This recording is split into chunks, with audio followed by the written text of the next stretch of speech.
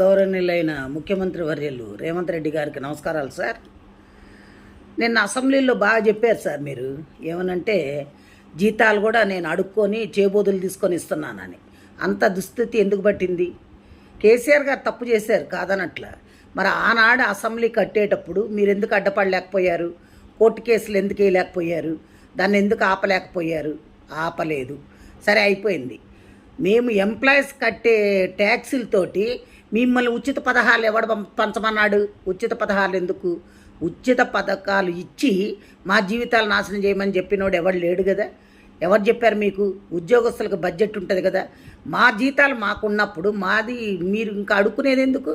వేరే దానికి ఎందుకు ఉపయోగిస్తున్నారు? ఫ్రీ బస్సు ఎవరు పెట్టమన్నారు? ఎవడైనా ఈ రోజుల్లో మరీ కూటికి లేని పేదలు నిరుపేదలు ఉంటే ఆధార్ కార్డు చూపెడితే వాళ్ళకి ఇవ్వాలి. అంతేగాని ఒక కూలోడు బయటకు వస్తే 800 రూపాయలు, 1000 రూపాయలు మగవాళ్ళకి, ఆడవాళ్ళకి 800. అలా సంపాదిస్తున్నప్పుడు అది తీసుకెళ్ళి ఎక్కడ పోస్తున్నారు? బ్రాందీ షాపుల్లో పోస్తున్నారు. అదే నువ్వు ఈ ఉచితాలు పెట్టకుండా ఉద్యోగాలు వచ్చే పొజిషన్లో చేసుండి ఇండస్ట్రీస్ తీసుకొచ్చుంటే కంపెనీల్లో ఉద్యోగాలు వచ్చేవి చేసేవాళ్ళు. అసలు ఇవన్నీ ఎందుకండి? 150 మంది మీరు ఎమ్మెల్యేలు ఎమ్మెల్సీలు అందరూ ఉన్నారు కదా, మీ జీతాలు బంద్ చేసేయండి. మీకు జీతాలు ఎందుకు? 10 కార్లు ఎందుకు? మీ సొంత పైసలు పెట్టుకొని వాడుకోండి. కోట్లు పెట్టందే మీరు ఎమ్మెల్యేలు కావట్లా. అలాంటప్పుడు మీకు అన్ని వసతులు కావాలి, 1వ తారీఖు జీతాలు కావాలి, మీరు ఫండ్స్ కావాలి, మెడికల్ బిల్స్ కావాలి, అన్నీ కావాలి.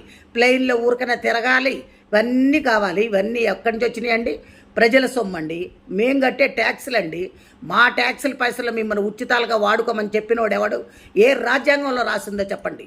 మీరు ఇవన్నీ కానీ చేస్తే ఇప్పుడు మేము రిటైర్డ్ అయిన వాళ్ళకి కనీసం పైసలు కూడా ఇచ్చే స్థితిలో లేరు మీరు. అంటే అప్పులు చేశాడు కేసీఆర్. అప్పులు చేసిపోయిన ముఖ్యమంత్రి ఒక ఆయన ఆస్తులు, నీకు దమ్ముంటే ఆయన ఆస్తుల్ని ఎలమేయండి.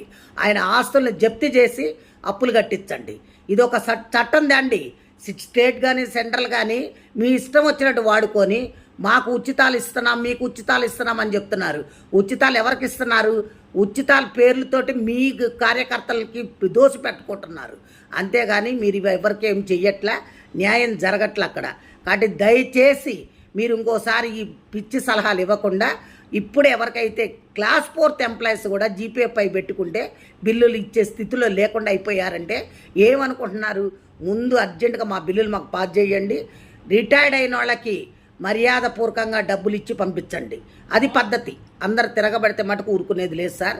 ఇది మంచిగా ఉండదు కూడా నేను చెప్తున్నా. Thank you.